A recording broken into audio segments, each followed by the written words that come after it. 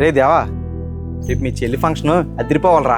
మామూలుగా ఉండదు మరి. రొయ్యలు బిర్యానీ, 30 కేజీలు చికెన్, 3 పోతులను కూడా వేస్తున్నావురా. సూపర్ రా.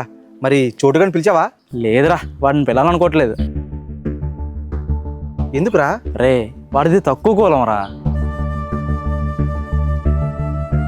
రే దేవా, మనం ఎప్పుడు కలిసే తిరిగాం, కలిసే తిన్నాం కదరా, ఇప్పుడేంట్రా సడన్గా ఎలాగంటున్నావు?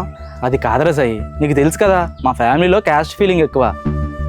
వాడు నా ఫ్రెండ్ అని చాలా మందికి తెలియదు. ఇప్పుడు కానీ నేను వాడిని పిలిచాను అనుకో, అందరిలో నా పరువు పోతుంది. వాడు కూడా బాధపడతాడు. రే దేవా, నువ్వు ఇలా మాట్లాడుతుంటే నమ్మలేకపోతున్నాను రా. రే సాయి, ఈ విషయం కోసం ఇంకేం మాట్లాడుకో, పద. రే అది కదరా నేను చెప్పేది, కాస్త వినరా. రే, ఇంకా చాలా పనులు ఉన్నాయిరా చేయాల్సినవి. మార్కెట్కి వెళ్ళాలి, పద.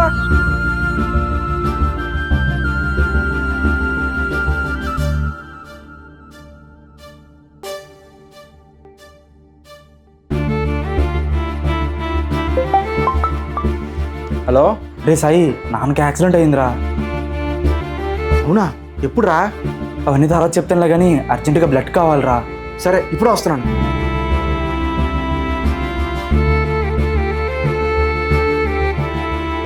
బ్లడ్ ఎన్ని యూనిట్స్ అడిగారా? 3 యూనిట్స్ రా. ఒకటేమో నేను ఇచ్చాను, ఇంకోటి నువ్వు ఇచ్చావు. మరి ఇంకోటి? చోటు కూడా ఇచ్చాడు రా.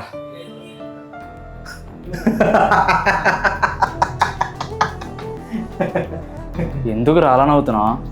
నమ్మకం ఏం చేయమంటావురా? సిగ్గు ఉండాలి. వాడిని ఫంక్షన్ పిల్లడానికేమో తక్కువ కులం రావద్దని అన్నావు. ఇప్పుడు బ్లడ్ ఎడదాడు మాత్రం తక్కువ కులం గుర్తు రాలేదన్నా నీకు?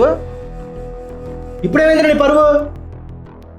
రేయ్, ప్రాణాన్ని కాపాడే రక్తానికి ఏ కులం ఉండదురా. మనిషిని విడదీసి ఆలోచనలకి కులం ఉంటా. ఇక్కడి నుంచైనా మారు. మనిషి విలువ కులంలో కాదు, మన కోసం పడే కష్టంలో తెలుస్తుంది.